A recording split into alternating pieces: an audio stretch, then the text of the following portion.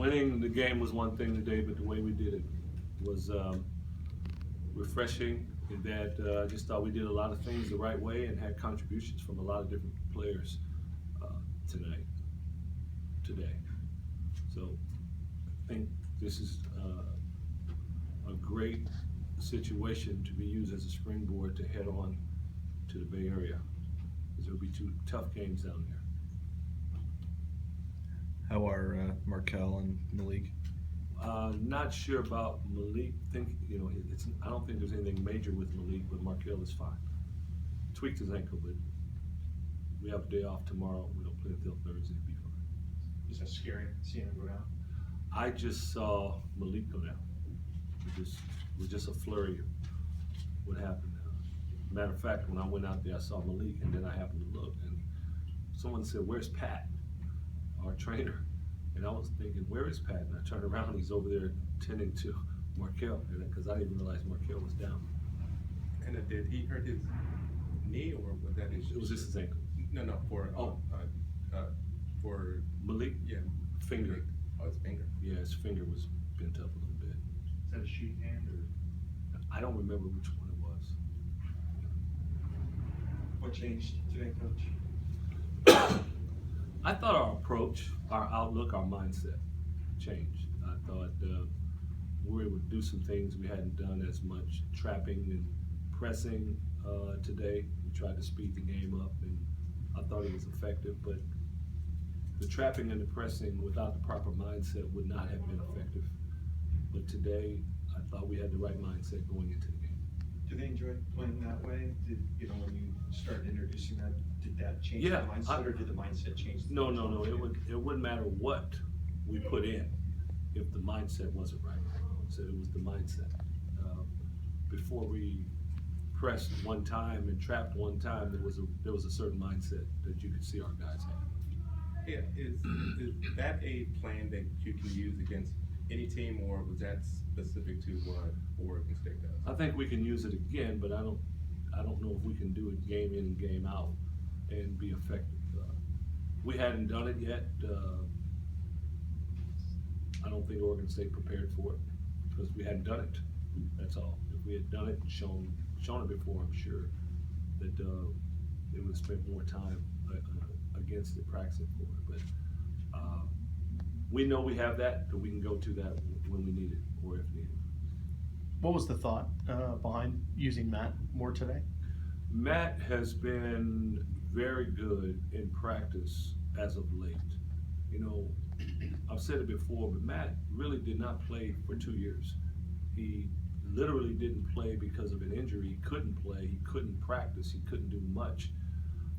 Then last year, he wasn't able to practice at first, and then he was cleared to practice as a redshirt.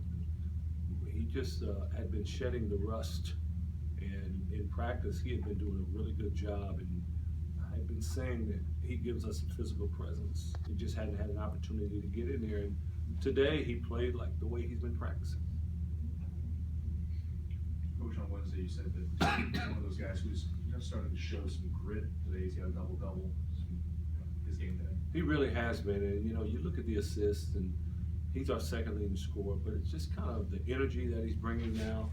Dave is really starting to emerge as a leader on this team. You can just see it. It's been good. It's been good to see him do that, and I think it's been good for our team. That said, pass off the glass that led to the timeout in the first half. Did you have words for him or the team at that break? Didn't have a whole lot of words for him, to tell you the truth. I think it kind of spoke for itself. I think I know what he was trying to do, but that's just one of the things we're working hard to. We're trying to concentrate. That's what I talk about, that mindset of being business-like out there. He knows it wasn't something that there was a grudge being held and you're going to be benched the rest of the game. He only came out as a reminder. That's all. Are those things something that you kind of have to live with when you sort of unleash them in a sense, and like they're out there and it seems like they got their swagger back and they're kind of sort of having fun and enjoying the game? Sometimes the drives to the basket sometimes may not be the best decision at the time. those are some of the ones you live with. But that one, our team is just that. That's not one of them. But we do like to see them have fun, and we have had players to make that play before, just in a different circumstance. David had mentioned a meeting last night, kind of setting the tone for what you guys need to do going forward. Was that any different than what you do the night before any game, or? We always, on the road all the time, we meet the night before the game, and last night we did. It's just probably the content of the meeting was different than what we usually. We usually talk about the other team. Last night we talked about the other team, but we spent a whole lot more time talking about us. Just try to identify some areas that if we didn't change the mindset that things had been happening were going to continue to reoccur, and just try to drive that point home. Is that mostly defensively? It's mostly a mindset, but the mindset manifested itself on the defensive end. But it also, when we get stagnant, standing around on offense, or we take difficult shots, and that's usually because we're standing around on offense, there's, again, I hate to keep using the word, but a certain outlook, mindset that you have, approach in practice and in games that we have to be able to identify to not go that way. And I thought we did a real good job of it tonight, of not going that way. There were a couple of times that we could have, but we didn't. We pretty much stayed on the course at hand. Coach, every coach likes to have a certain it factor on the bench, and they know what they're going to get when they bring a player in. It looks like Carlos Johnson, you know what you're going to get. He changes things when he comes in. You told us when you signed him that at some point he was going to be real difficult to handle, and he looks like he is. He is. He's so strong and quick and just has a knack for scoring the basketball. He really does. You can see that from day one with us. Carlos has been working to get better on the defensive end, and we've talked about that. We had a freshman that played here once upon a time that was instant offense, but had difficulty early on the defensive end, and he finally got it. Terrence Ross ended up being a really good player. And Carlos he can score points and he can rebound the ball, but now he's starting to understand and figure out defense a little bit more, so he's able to stay on the floor a little longer. And he's dropped some weight. How big was he when you first saw him? I think Carlos has dropped 25, 30 pounds, I think. He was up a little over 250, I think. Coach Shapiro and Carlos have worked together, done a phenomenal job of getting him to where he looks almost studly. Coach, how the Matisse Seibel break you get from the sideline, how do you think he steps back and contribute to this team? I thought Matisse played a very good game tonight. In his first few shots, 4 steals with us trapping and pressing, that's right up his alley. He was able to get deflections, and he just played a really solid basketball game. It's good to see Matisse play like that. Our team is better when he plays like that. How close to a 40-minute game did you guys play tonight?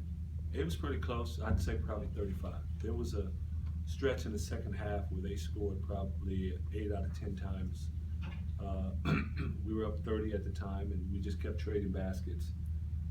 Aside from that, I thought our guys did a pretty good job. Markel gets a lot of points. He's just a really good player. Is it better to see him get that 20 in the context of this kind of game as opposed to scoring by himself? Well, I think when you look at the really good players, there's sometimes, because of the nature of the game, a guy has to take over and try to score for his team just because it's not really going for the others.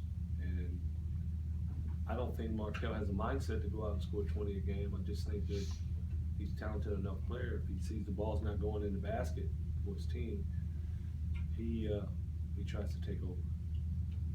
And as we saw tonight, he didn't have to do that, so he didn't force it. Do you think you guys have found something that you had on the road here? If we found something, it's the right mindset, the right approach. If we found something, but even when it's positive, I still look at patterns. So we gotta see when we go on the road. We gotta see what happens Monday at practice, all of that. see if we're prepared to build on what happened today. What would the next successful step in progression look like for you to build on the mindset? We're able to close games out.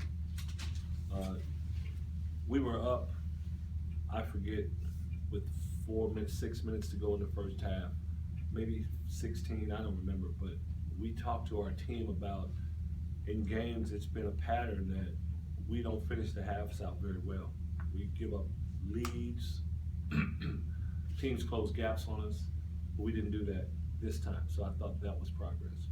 But to be able to close out games, to be in that situation where you're up 6 with 10 minutes to go and you double your lead, the score is tied, and now you go up and maintain your lead. We have to be able to do that.